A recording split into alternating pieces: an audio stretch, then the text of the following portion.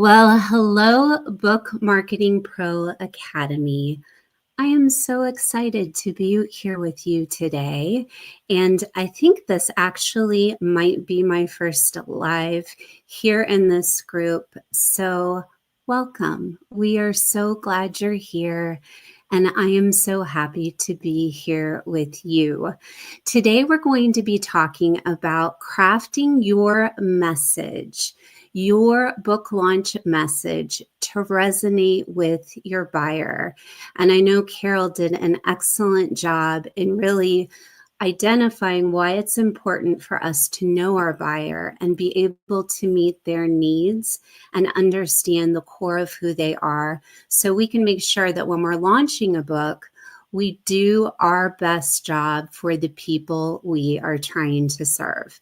In this session, we're going to walk through some insights that you've probably already gathered as you've jumped into talking about who your buyer is and what your buyer is looking for, so that we can craft clear, meaningful, and targeted messages. I'll guide you through some actionable steps, some examples, and give you opportunities to kind of practice along the way.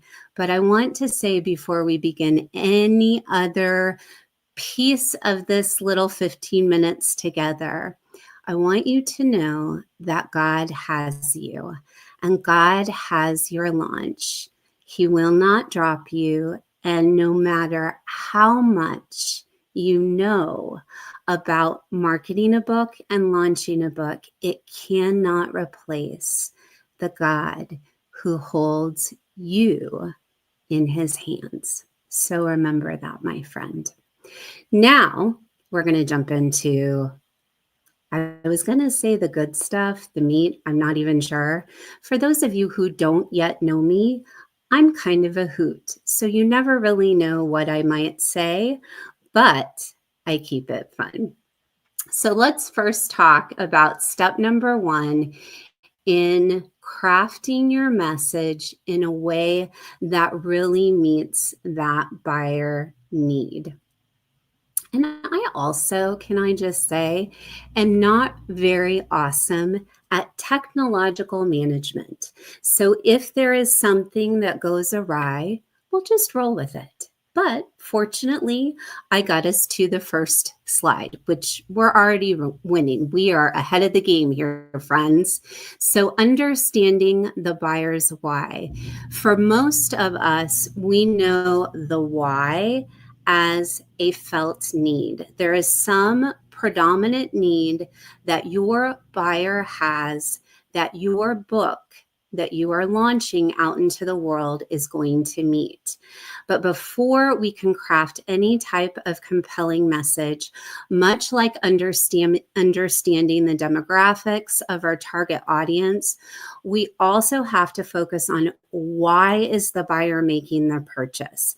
Think of the motivation for them buying as the fuel behind any decision that they're going to make. When you tap into that piece, your message becomes harder to ignore. I want you to think about, let's say you're walking down the street, and let's say you're walking down a street of a major metropolitan area. So storefront after storefront after storefront. There's all sorts of messages you're going to see in those windows, but there's going to be one message that will predominantly stand out to you. And the reason it stands out to you is because you have a felt need.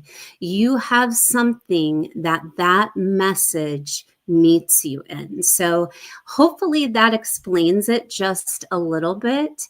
But as you're trying to understand your buyer's felt need, there are a couple of questions that you can ask as you're doing so. The first is, what does my buyer hope to accomplish when purchasing my book? An example of this would be, or an example of the answer would be, a parent who's buying a children's book might want to inspire their children, create a bonding moment, share an important lesson.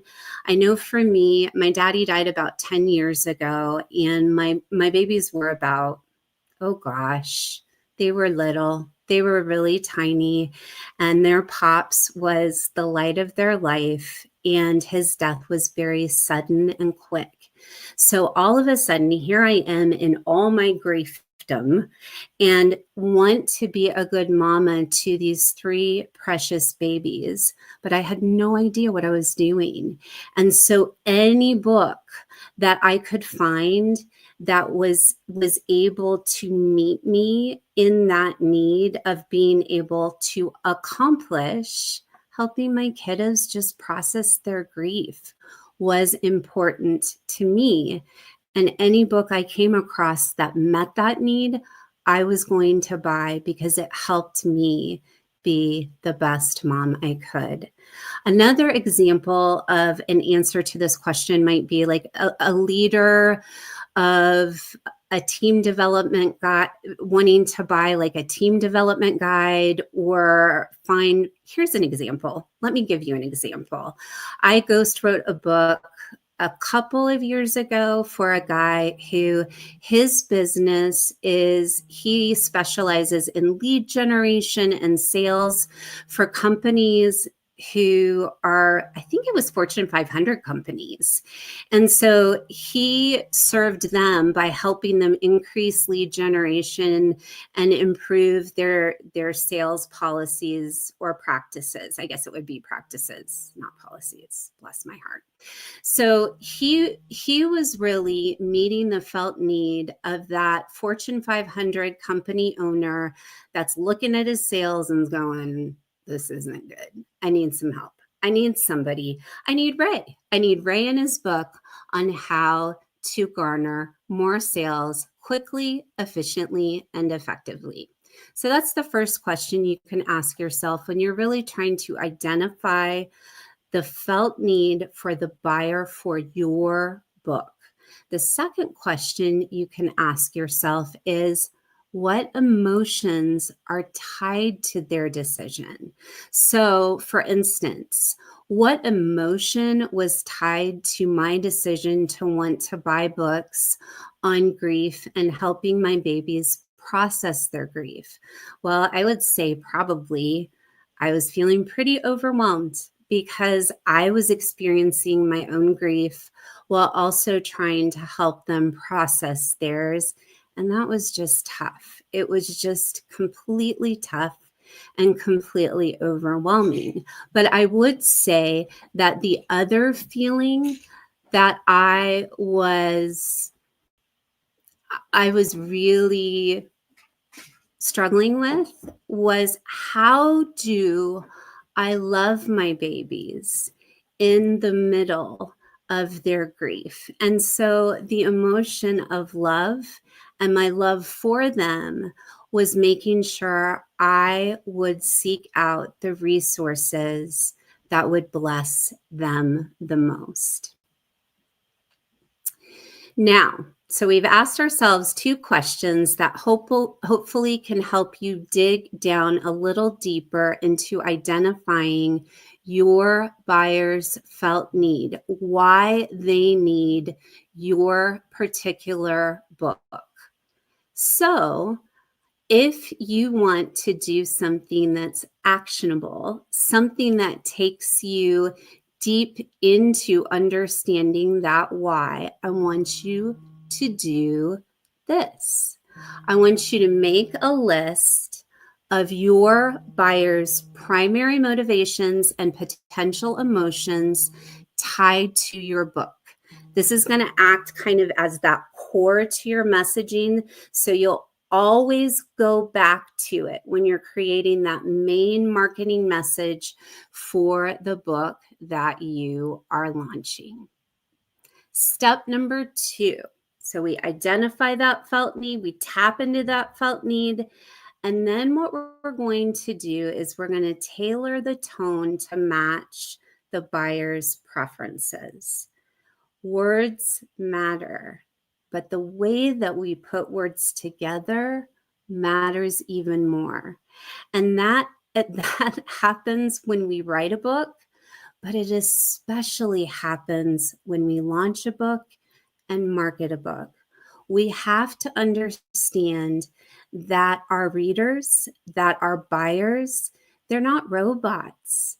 They need things and they need us as the people putting these messages together to understand that there is nuance. If we believe that each one of us was fearfully and wonderfully made, then there are going to be different ways in which we accept a message. So it's really important, step number 2, before you even get to crafting the message itself, you need to figure out how to tailor the tone to match your buyer's preferences. For example, here is number 1. If your buyer is a parent, you're going to want to probably use language that is warm and is nurturing and reassures them that they're a good mom or they're a good dad, because ultimately that's what we want to know at the end of the day as parents. So empathy and imagination are key. An example of a message that would really reflect that particular tone would be something like, your baby is going to love this magical story and you'll love the life lessons they learn along the way. Something to that effect, where there is delight and happiness and sunshine and rainbows. I guess if you were writing a book about grief, maybe not as many sunshine and rainbows, but you definitely want to pick up that empathy and focus on those life lessons that are learned along the way. If your buyer is a professional, they're not going to really care if your language is flowery or overly taps into their emotions.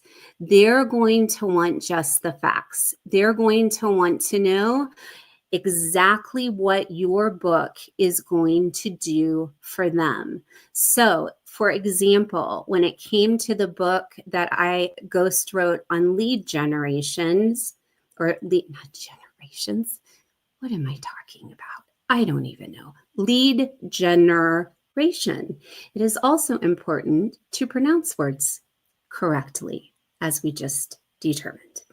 But in that particular book, it was important for me to make sure that all the messages that were being communicated to the reader and then also the buyer as we marketed the book were short, to the point, and identified, hey, you read this book, you're going to guarantee that you're going to increase your bottom line. That's what was important to the buyer.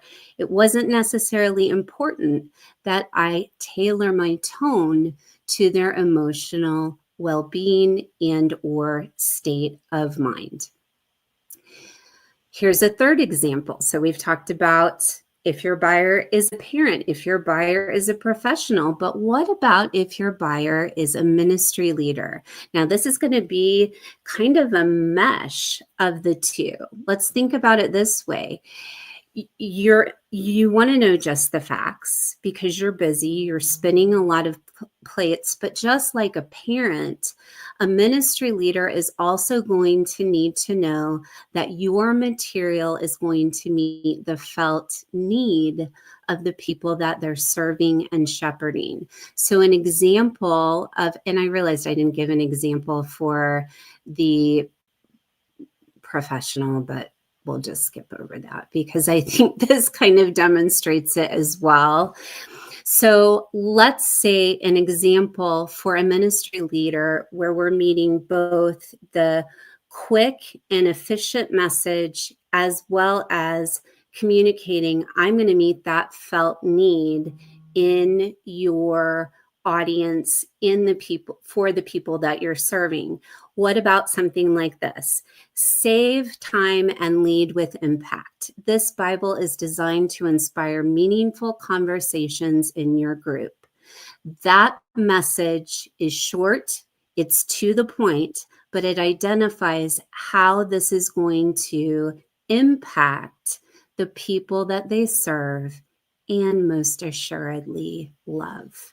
Now, if you want to practice and really key into tailoring that tone for your potential buyers, this is what I want you to do before you even start writing your main marketing message. I would like you to think about your buyer's communication style. Is it somebody who is practical? Is it somebody who's playful? Is it somebody who responds to emotional appeals or logical reasoning? Use this insight to shape your tone, because it's not just about the words that you're writing. It's about how you put those words together to meet your buyers' not only need for a book, but also their emotional needs as well. I think all of you, if you've been around here very long, I talk about the importance often with communication. Some people are heavy on the logic. Some people are heavy on the emotion. Some people are heavy on knowing that you are a credible resource, but we all tend to have a blend. So we need to understand the person that we're marketing to before we can really effectively put that message together. And I realized I forgot to go to slide number 2. So there we go. We knew there was going to be somewhat of a technological goof because it is me. So there you go. Tailor the tone to match the buyer's why. And like lightning, we're going to go to step number 3. Bless my soul. Highlight the book's solution in your messaging. This is step number 3. And this is where we're really going to talk about crafting that message. We had those considerations in step 1 and step 2, where we consider our buyer's profile in understanding how to meet the felt need, in understanding how to tailor the tone of our message. But this is a step where you're going to actually get the nuts and the bolts of crafting that marketing message. So hopefully this is making sense.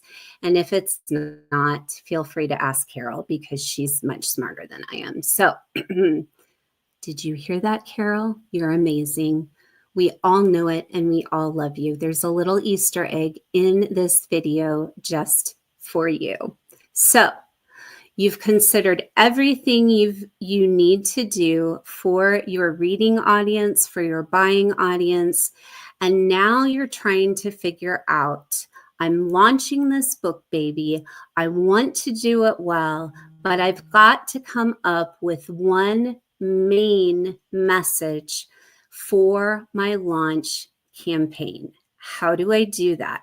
How do I put that together? How do I take all the things that I know about my buyer to craft that one message that is going to house all my efforts, whether it is on social media, whether it is in a media kit, whether it is for your website or your newsletter, or maybe you're asking for people to allow you to be a guest on a podcast. What is that one predominant message? For example, it's just because it's the only book I have close by, and please forgive all the post-it notes, but here's the book I launched recently. My subtitle, oh gosh, look at this. My subtitle was the main meat of my marketing press: experiencing God's presence during difficult days. The problem was, and the problem is, we all have difficult days. We all have hard times. Life is hard. The solution is God's presence. And so we have to make sure we have one consistent theme and thread throughout all the different marketing efforts we decide God is leading us towards. And this piece, this step is where you do that. Now, I will say this. One of the things that we have to be careful of when we get to this point of the process is not to make our message about our message. Where does our message focus? Obviously, we want it to honor God and we want it to be done with excellence. But if the last two, well, the last lesson and most of this one do nothing but to show you that our efforts in launching our book are not us focused. It's buyer focused. It's the person God has called us to serve. God has called us to love. God has called us to share our message with. And we have to be willing to take ourselves out of it and focus on them, even at this point where we're creating this kind of umbrella marketing message for the launch of our book. So I want you to take a moment and just think about when you get ready to buy a book, what predominantly is your concern? And I'm going to tell you the answer because it's really ultimately at the end of the day, the same for everyone. As much as we would like to believe, and I've had this moment where I'm like, oh, anybody will want to buy my book. Well, the reality is they only have certain resources.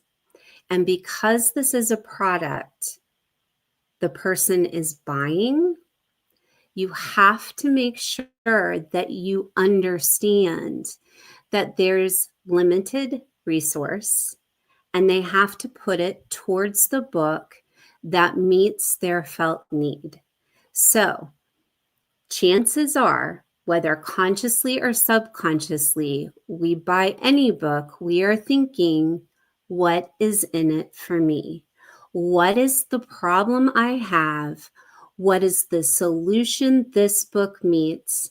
And how is it going to take me from point A to point B? So, to create a message that does this well, you have to follow this structure. So, number one, you want to identify the problem or the desire. For the children's book that I was looking for 10 years ago, my problem was finding high quality, age appropriate content for my sweet babies. That was my problem. It was few and far between. I didn't know where to look for it. And so I had to know at the core of who I was, I only had a certain amount of money and I only was able to buy the resources that were actually going to move the needle for me. Number two, so first, again, identify the problem or desire, and I'm going to give you an example of what this sounds like or what this looks like in just a moment. So no one panic. I might panic, but you don't need to panic. So number two, you're going to offer your book as a solution. For me, I would need to know how my book, or not my book, the book on grief that I was buying, how it directly solved my problem, how it helped my child practically and age appropriately meet their need to process loss. And the third thing, so we're talking about number one, identifying the problem or the desire. Number two, offering your book as a solution. And then the third part of this main marketing message is clearly state the result the buyer will achieve. So an example of this would be, Struggling to find books that your child loves and learns from? This tale combines adventures with important lessons about life and loss, perfect for kids aged 4 to 8. It identifies the problem, it identifies the solution, and then it also highlights the main benefit. So, what do I want you to do next? And what are we going to coach the lovely, I believe it is Michelle Spano, tomorrow through in her coaching time with Carol? Is I want you to take some time, sit down. I want you to draft one message. So that umbrella marketing message for your book launch. Start with the problem, write it down. Position your book as the solution, write that down, and then end with the benefit that your book gives the buyer. Write it down. But don't forget, make sure you see it through the lens of your buyer's felt need and use words that meet the tone that also meets the buyer's emotional quotient. Thank you so much for giving me the privilege to teach today. I hope it made sense. I hope it was a blessing. And if you have any questions, well, you can ask on the Facebook group. And if I can't answer them, Carol, Shelley, Athena, or anybody else would be happy to. Have a beautiful day. And don't forget, your launch will be beautiful if you bring your best effort and trust God with the rest. Have a wonderful day, my friends. Until next time.